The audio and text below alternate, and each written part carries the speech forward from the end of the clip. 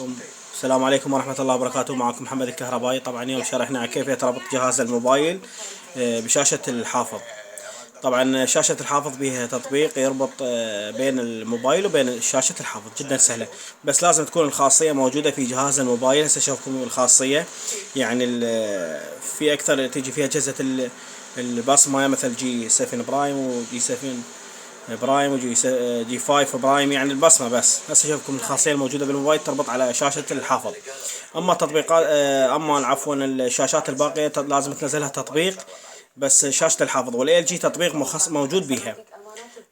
هسه نشوفكم التطبيق ان شاء الله بيها. ندخل على قائمة الرئيسية، نروح على تطبيقات، شوف على التطبيقات، تصعد على التطبيقات، تنزل على هذا البرنامج. شوفه من تدخل عليه تطلع لك هاي الخاصية، كاتب لك الأجهزة اللاسلكية يمكنك الاستفادة من اتصال الواي فاي لتسليم محتويات الصوت والفيديو من الهاتف الذكي إلى التلفزيون.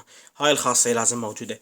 هاي شوف هذا التطبيق، خلينا نرجع لكم شوفكم هذا التطبيق. هذا بالشاشات الباقية ما أعرف، لازم تنزله بالسوق بلاي، بس إحنا شاشة الحافظ والال جي موجود. أو تنزل غير تطبيق هم، يعني يتصل بين الموبايل وهاي.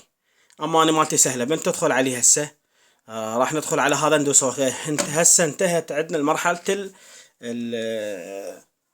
انتهت مرحلة الشاشة، راح يبحث لك هنا. هسه احنا راح نشوفكم شلون طريقة عن طريق الموبايل. هسه راح نشوفكم عن طريق الموبايل. هسه قام يبحث هو. هسه نجي على الموبايل، هاي الطبون هيجي. شوف هذا الموبايل هسه انا بيدي، راح تطب على خاصية. هاي الخاصية لازم تكون موجودة عندك. هاي شوف هدا اشير لك عليها باصبعي، هاي الخاصية ASMIRT،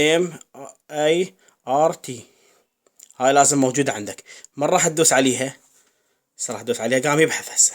شوف قام يبحث عندك، راح يتصل، راح يبحث على الشاشة، يبحث على الشاشة. هسه اتصل. شوف اتصل. هسه لا قلب، طلع قائمة، اي شي طلع، موسيقى، شغل اغاني، هاك ينقل للشاشة مباشرة. طبت على اغاني او تطب على يوتيوب على اي شي، جدا سهل الربط. هسه شوف طلع لي كل شي. وان شاء الله يعجبكم شرحنا، واي استفسار اتصال على رقمي. تحياتي محمد الكهربائي.